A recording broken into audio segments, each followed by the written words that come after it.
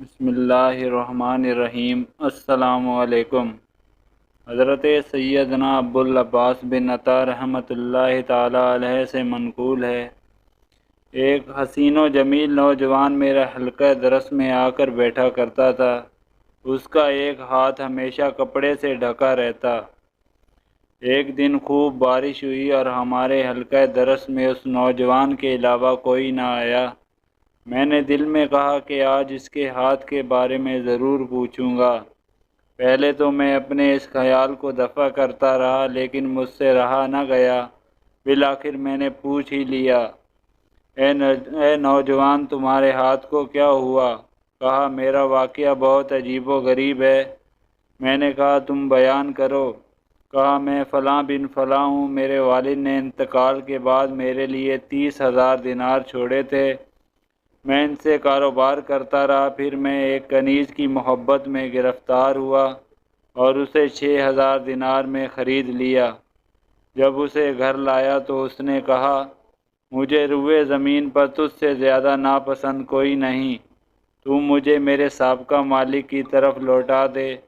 جب میں تجھ سے انتہائی بغض رکھتی ہوں تو اس حالت میں تو مجھ سے فائدہ نہیں اٹھا سکتا۔ میں نے اسے سمجھانے کی خوب کوشش کی، ہر طرح کی رعایت و عیش کا سامان اسے مہیا کیا، لیکن وہ میری بالکل بھی متوجہ نہ ہوئی۔ میں جتنا اس سے پیار کرتا وہ اتنی ہی نفرت سے پیش آتی۔ اس کے اس رویے سے میرا دل غمگین ہو گیا۔ میں کسی بھی قیمت پر اسے دور نہیں کرنا چاہتا تھا۔ میں دن رات اس کے خیالوں میں گم رہنے لگا۔ میری یہ حالت دیکھ کر میری ایک عمر رسیدہ خادمہ نے کہا، تو اس کے غم میں اپنی جان کیوں دیتا ہے؟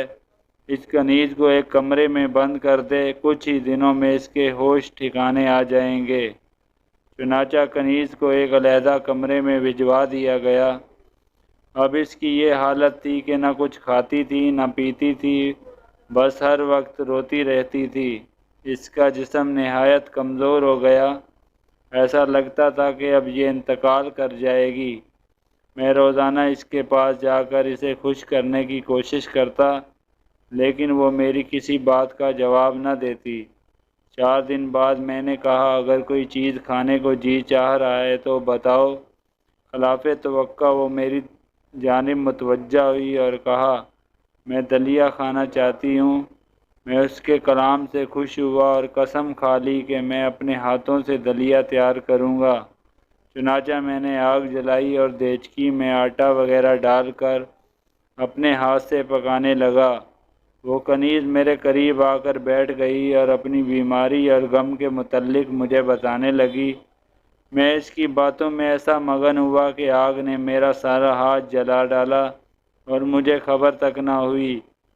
اتنے میں میری خادمہ آئی اور پکار کر کہا، اپنا ہاتھ اٹھا کر دیکھو، آگ نے جلا کر اسے بیکار کر دیا ہے۔ میں نے چونک کر ہاتھ اٹھایا تو واقعی وہ جل کر کوئلہ ہو چکا تھا۔